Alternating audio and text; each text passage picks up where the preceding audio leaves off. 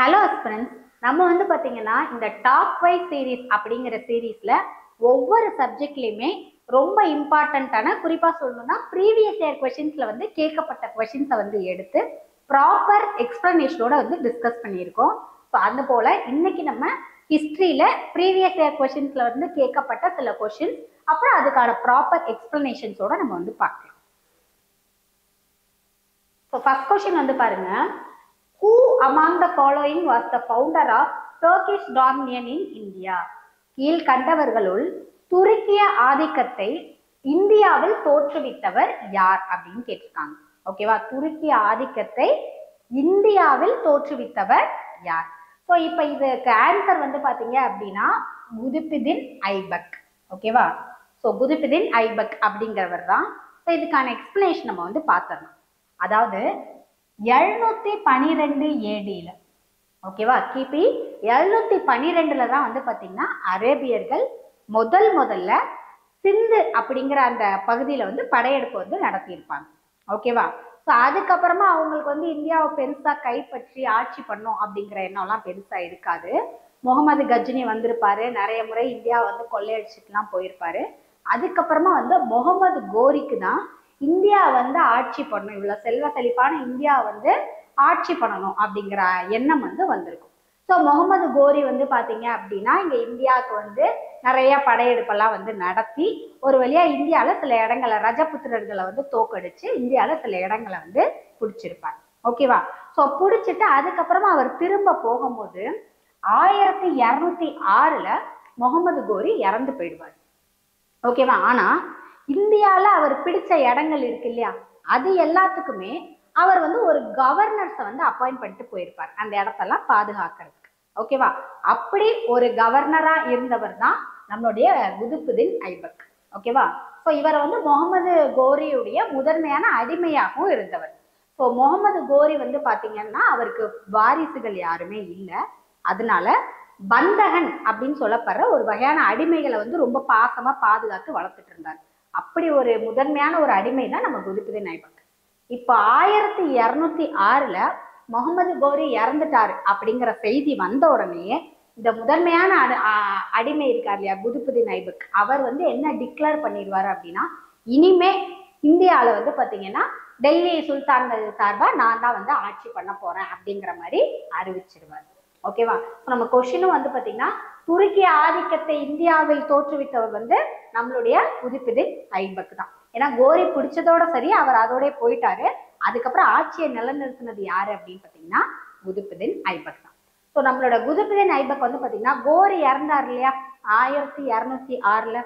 So அந்த 1206 இருந்து 1210 வரைக்கும் நம்மளுடைய குதுபுதீன் ஐபக் வந்து பார்த்தீங்கன்னா ஆட்சி பண்ணார். அதாவது கிட்டத்தட்ட 4 ஆண்டுகள் வந்து பார்த்தீங்கன்னா ரூல் பண்ணார். அதுக்கப்புறமா அவருக்கு என்ன ஆச்சு அப்படின்னு பார்த்தீங்கன்னா 1210 அவர் இறந்து போயிட்டார். எப்படி இறந்திருப்பாரு அப்படின்னு பார்த்தீங்கன்னா, ஹார்ஸ் போலோ, அதாவது குதிரை ஏற்ற விளையாட்டுன்னு ஒன்று இருக்கு, குதிரையில ஏறி ஏறி விளையாடுறது. ஸோ அந்த விளையாட்டு வந்து விளையாண்டுட்டு இருக்கும் போது குதிரையில இருந்து தவறி விழுந்து ரொம்ப அடிபட்டு இறந்து போயிருப்பாரு நம்மளோட குதுபுதீன் ஐபக். ஓகேவா, ஸோ இதுதான் வந்து பார்த்தீங்கன்னா இந்த கொஷினுக்கு ரிலேட்டடான சில முக்கியமான இன்ஃபர்மேஷன். ஓகே, ஸோ அப்ப துருக்கிய ஆதிக்கத்தை இந்தியாவில் தோற்றுவித்தவர் Qutbuddin Aibak. Okay, next question பாருங்க, 1857 ஹரப்பா தொல்பொருள் சிதலமடைய காரணம் என்ன? அதாவது ஹரப்பால வந்து பாத்தீங்கன்னா தொன்மை வாய்ந்த நிறைய கட்டிடங்களோ இல்ல அந்த மாதிரி நிறைய விஷயங்கள் இருந்தது. 1857 அந்த விஷயங்கள்ல சிதறலடைகிறதுக்கோ இல்ல செதஞ்சு போறதுக்கோ காரணமா அமைஞ்ச சம்பவம் எது அப்படின்னு கேட்கறாங்க. ஓகேவா, ஹரப்பால முன்னாடி காலகட்டத்துல கட்டப்பட்ட நிறைய கட்டிடங்கள் இருந்திருக்கலாம், அந்த மாதிரிலாம் இருந்திருக்கலாம். அதெல்லாம் சேதமடைந்ததுக்கான காரணம் என்ன? ஆப்ஷன் பாருங்க, நிலநடுக்கம், நிலச்சரிவு, வெள்ளம், ரயில் பாதையை அமைக்க இங்குள்ள கற்கள் பயன்படுத்தப்பட்டன. ஆன்சர் என்ன அப்படின்னு பார்த்தீங்கன்னா ஆப்ஷன் டி, ரயில் பாதையை அமைக்க இங்குள்ள கற்கள் பயன்படுத்தப்பட்டன. ஓகேவா, இப்போ என்ன ஆயிருக்கும் அப்படின்னு பார்த்தீங்கன்னா 1856. ஓகேவா, இது வந்து பிரிட்டிஷ் நம்மள ஆட்சி பண்ணிட்டு இருந்த காலகட்டம் இல்லையா. ஸோ இப்போ இந்த டைம் பீரியட்ல என்ன ஆயிருக்கும் அப்படின்னு பார்த்தீங்கன்னா பிரிட்டிஷ்க்கு வந்து நிறைய ரயில்வேஸ் உடைய ஹெல்ப் வந்து தேவைப்பட்டிருக்கும். ஏன்னா இந்தியால இருந்து அதிகப்படியான குட்ஸை வந்து ஏற்றி கொண்டு போறதுக்கு. ஓகேவா? அப்ப அவங்க என்ன பண்ணணும், இந்தியா ஃபுல்லா ரயில்வே ட்ராக் வந்து போடணும் இல்லையா? அப்ப அவங்க லாகூர்ல இருந்து கராச்சி அப்படிங்கிற இடத்துக்கு ரயில்வே ட்ராக் வந்து போட்டுட்டு இருந்தாங்க. ஓகேவா? ஸோ 1856ல லாகூர்ல இருந்து கராச்சிக்கு என்ன பண்ணிட்டு இருக்காங்க, ரயில்வே ட்ராக் வந்து போட்டுட்டு இருக்காங்க. அப்படி போட்டுட்டு இருக்கும் போது நீங்க எல்லாருமே அந்த ரயில்வே ட்ராக்கை வந்து பார்த்துருப்பீங்க. நிறைய கருங்கல் நிறைய கொட்டி வச்சிருப்பாங்களா அந்த ட்ராக்கோட சைட்ல, அந்த ட்ராக்கோட ஸ்டெபிலிட்டிக்காக கொட்டி இருப்பாங்க. ஓகேவா? ஸோ அப்ப இவங்களுக்கும் இந்த ட்ராக் ஓரமா கொட்டுறதுக்கு கல் நிறைய தேவைப்படுது. அப்ப அந்த இடத்துல பாக்குறாங்க, ஹரப்பால அந்த நிறைய இடிஞ்ச கட்டிடங்கள் இருக்கு, அதுல ஃபுல்லா வந்து அந்த உடஞ்ச செங்கல் நிறைய கிடக்குது. சரின்னு சொல்லி அந்த செங்கலை ஃபுல்லா என்ன பண்ணிடுறாங்க, எடுத்து இங்க பயன்படுத்திடுறாங்க. ஓகேவா? அப்ப அவங்களுக்கு தெரியாது அந்த இடம் அவ்வளவு முக்கியத்துவம் வாய்ந்த இடம். அவ்வளோ அந்த காலகட்டத்திலே இங்க எப்படி செங்கல் வச்சு ஒரு கட்டடம் இருக்கு அதெல்லாம் எதுவுமே யோசிக்காம அப்போதைக்கு அவங்களுக்கு அந்த பலாஸ்ட் தேவைப்படுது அப்படிங்கறதுனால அந்த செங்கலை வச்சு என்ன பண்ணிடுவாங்க, எடுத்து பயன்படுத்திடுவாங்க, அந்த கட்டடத்தோட முக்கியத்துவம் தெரியாம. ஓகேவா? ஸோ அப்ப நமக்கு வந்து பாத்தீங்கன்னா அந்த ஹரப்பால இருக்கக்கூடிய அந்த தொல்பொருள் சம்பந்தப்பட்ட அந்த கட்டடங்கள் எல்லாம் டேமேஜ் ஆகிறதுக்கு காரணம் ரயில்வே ட்ராக்குக்காக அதுல இருந்து அந்த செங்கலை எடுத்து பயன்படுத்தினது தான். ஓகேவா? ஸோ இதுதான் வந்து பாத்தீங்கன்னா ஆன்சர். ஸோ இதுக்கப்புறம் வந்து பாத்தீங்கன்னா 1861 தான் ஏஎஸ்ஐ அப்படிங்கிற ஒரு நிறுவனம் வந்து வந்திருக்கும், அதாவது இந்திய தொல்லியல் துறை. ஸோ அப்படி ஒரு துறை உருவானதுக்கு அப்புறமா தான் இந்தியால ரொம்ப பழமையான இடங்கள்லாம் எது, அதோட முக்கியத்துவம் என்ன அப்படிங்கிற ஆராய்ச்சி எல்லாமே வந்து நடந்திருக்கும். ஓகேவா? நெக்ஸ்ட் கொஸ்டின், கீழ்கண்ட சீக்கிய குருக்களில் அவுரங்கசீப்பினால் கொலை தண்டனை விதிக்கப்பட்டவர் யார்? அவுரங்கசீப் வந்து பாத்தீங்கன்னா ஒரு சீக்கிய குரு ஒருத்தரை வந்து கொலை பண்ணியிருக்காரு, அவர் யாருன்னு கேக்குறாங்க. பாருங்க, குருநானக், குரு அர்ஜுன், குரு ஹர்கோவிந்த், குரு தேஜ் பகதூர். ஓகேவா? ஆன்சர் வந்து பாத்தீங்கன்னா குரு தேஜ் பகதூர். ஓகேவா? அவுரங்கசீப்பால கொலை செய்யப்பட்ட சீக்கிய குரு யாரு அப்படின்னு பாத்தீங்கன்னா குரு தேஜ் பகதூர். ஸோ எதனால கொன்னாரு அந்த காரணம் இருக்கு இல்லையா? சரி, இப்ப இதை பத்தின ஒரு சின்ன டீட்டெயில் பார்த்தோம். ஸோ அவுரங்கசீப் வந்து பாத்தீங்கன்னா ஷாஜகான் அவருடைய பையன். ஓகேவா? இது நமக்கு தெரிஞ்ச விஷயம் தான். இப்போ எப்பவுமே மன்னர் வந்து இறந்துட்டாரு அப்படின்னா மன்னருக்கு ஒரு பையன் தான் இருக்காங்கன்னா அடுத்து நமக்கு போட்டியே இல்லை, அவங்க தான் மன்னர் ஆகுவாங்க. ஆனா இப்ப மன்னருக்கு 2-3 பசங்க இருந்தாங்கன்னா அந்த வாரிசு சண்டை நடக்கும் இல்லையா, யார் மன்னர் ஆகுறதுன்னு. அப்படி ஒரு பிரச்சனை நம்ம அவுரங்கசீப்புக்கு இருந்தது. ஸோ ஷாஜஹானுக்கு அப்புறமா மன்னர் பதவிக்கு யார் வர்றதுன்னு 4 பேர் போட்டி போட்டாங்க. அதுல ஒருத்தர் வந்து தாரா சுகோ, இன்னொருத்தர் வந்து சுஜா, இன்னொருத்தவங்க வந்து முரத், இன்னொருத்தவங்க அவுரங்கசீப். ஓகேவா? ஸோ இந்த 4 பேருக்குள்ள சண்டை நடக்குது, யார் வந்து மன்னரா ஆகிறது அப்படின்னு சொல்லிட்டு. ஓகேவா? ஸோ அவுரங்கசீப் என்ன பண்ணிடுவாரு அப்படின்னு பாத்தீங்கன்னா மற்ற 3 பேரையும் விரட்டி அடிச்சுட்டு தான் வந்து பதவியை பிடிச்சுக்குவார். ஓகேவா? ஸோ அவுரங்கசீப்புடைய ரூலிங் பீரியட் வந்து பாத்தீங்கன்னா 1658 இருந்து 1707 வரைக்கும். அதாவது முகலாய சாம்ராஜ்யத்துடைய கடைசி மற்றும் கொடுங்கோல் ஆட்சி புரிந்த ஒரு மன்னர் யாரு அப்படின்னா அது அவுரங்கசீப் தான். ஓகேவா?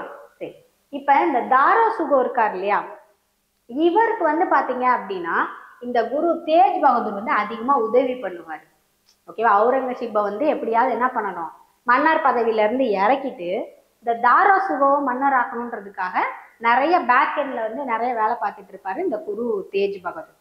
அந்த விஷயத்த கேள்விப்பட்டுதான் அவுரங்கசீப் என்ன பண்ணிடுவாரு, நீ எனக்கே சதி பண்றியா அப்படின்ற மாதிரி குரு தேஜ் பகதூரை வந்து கொலை பண்ணிடுவார். ஓகேவா? ஸோ இதுதான் இதுக்கான காரணம். அப்ப அவுரங்கசீப்பால கொலை செய்யப்பட்ட சீக்கிய குரு யாரு அப்படின்னா குரு தேஜ் பகதூர். ஓகே?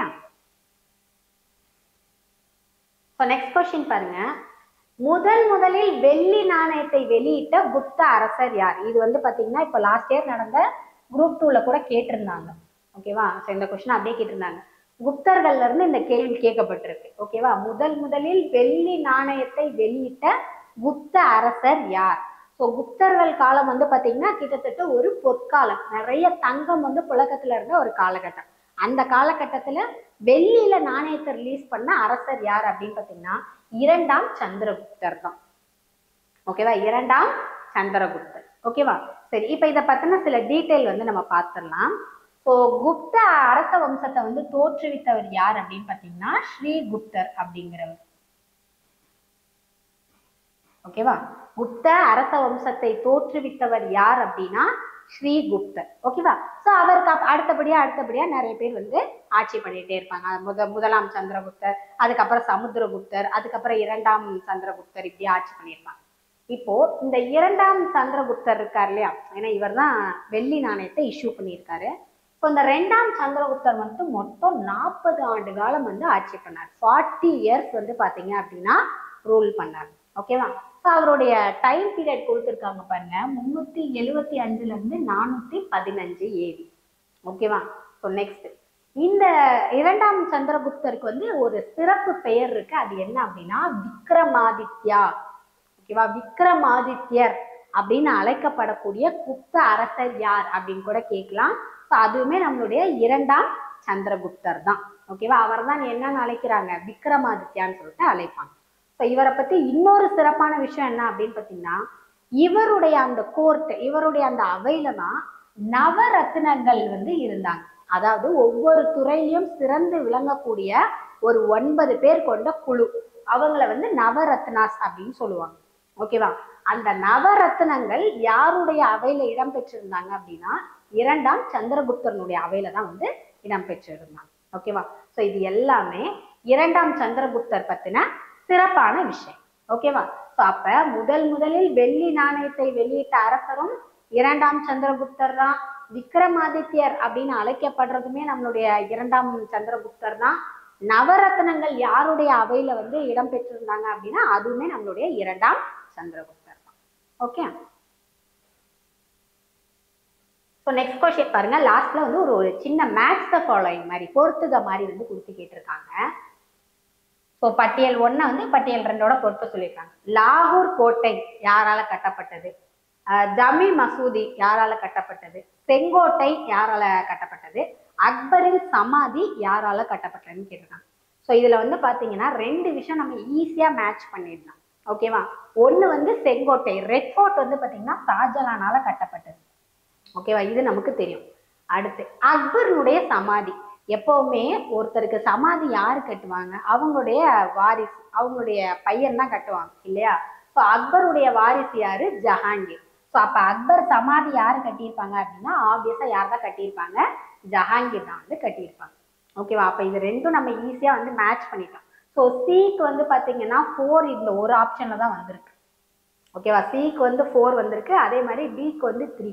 ஸோ ரெண்டுமே இதுல வந்து கரெக்டா மேட்ச் ஆகுது. ஸோ ஆப்ஷன் வந்து பாத்தீங்கன்னா ஆப்ஷன் ஏ.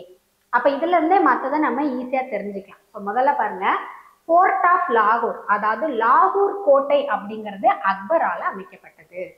ஓகேவா? லாகூர் கோட்டை அப்படிங்கிறது அக்பரால அமைக்கப்பட்டிருக்கு. அடுத்தது ஜம்மி மாஸ்க். ஸோ இது வந்து யாரால அமைக்கப்பட்டிருக்கு அப்படின்னா அவுரங்கசீப். ஓகேவா? ஜம்மி மசூதி வந்து பாத்தீங்கன்னா அவுரங்கசீப்பால வந்து அமைக்கப்பட்டது. ஸோ அக்பர் வந்து பாத்தீங்க அப்படின்னா ஜிஸ்யா அப்படிங்கிற வரியை வந்து ரத்து பண்ணியிருப்பார். ஜிஸ்யா வரி அப்படின்னா என்ன?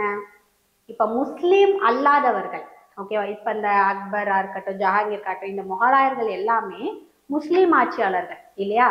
ஸோ அந்த முஸ்லீம் ஆட்சியாளர்கள் ஆட்சி பண்ணக்கூடிய அந்த நிலப்பகுதியில முஸ்லீம் அல்லாத மக்கள் வந்து வாழணும்னு நினைச்சாங்கன்னா அவங்க அந்த இடத்துல வசிக்கிறதுக்கு அவங்க ஒரு வரி கட்டணும்.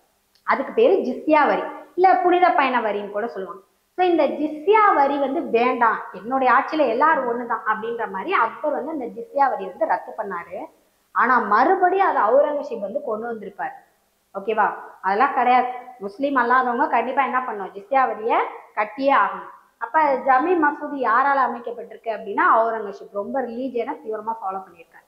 அடுத்தது தாஜ்மஹாலா இருக்கட்டும், அல்லது செங்கோட்டை அல்லது லால் குயிலா அப்படின்னு அழைக்கப்படுற இந்த கட்டிடத்தை வந்து ஷாஜகான் வந்து கன்ஸ்ட்ரக்ட் பண்ணியிருப்பார். ஓகேவா? ஸோ அடுத்து அக்பரின் சமாதி வந்து பாத்தீங்க அப்படின்னா ஜஹாங்கீரால அமைக்கப்பட்டது. ஓகேவா? ஸோ இது ஒரு மேட்ச் த ஃபாலோயிங் மாதிரி கொடுத்து கேட்டிருக்காங்க. ஸோ நம்ம இதுல ஏதாவது 2 நம்ம போட்டோம் அப்படின்னாலே மீதியை நம்ம வந்து ஈஸியா ஆப்ஷன் எலிமினேஷன் மெத்தட்ல எலிமினேட் பண்ணிக்கலாம். ஓகேவா? ஸோ இன்னைக்கு நம்ம ஹிஸ்டரியில இருந்து ப்ரீவியஸ் இயர் கொஸ்டின்ஸ்ல வந்து கேட்கப்பட்ட ரொம்ப இம்பார்ட்டன்டான சில கொஸ்டின்ஸை வந்து எடுத்து டிஸ்கஸ் பண்ணியிருக்கோம். இதே மாதிரி எல்லா சப்ஜெக்ட்டுக்குமே நம்ம இந்த மாதிரி ப்ரீவியஸ் இயர் கொஸ்டின்ஸ் வந்து எடுத்து அடுத்தடுத்த சீரீஸ்ல டிஸ்கஸ் பண்ணுவோம். ஸோ மறக்காம நம்மளுடைய டாப் 5 சீரீஸை கண்டிப்பா ஃபாலோ பண்ணிக்கோங்க. Thank you. Center Map. You dare to dream, we care to accomplish.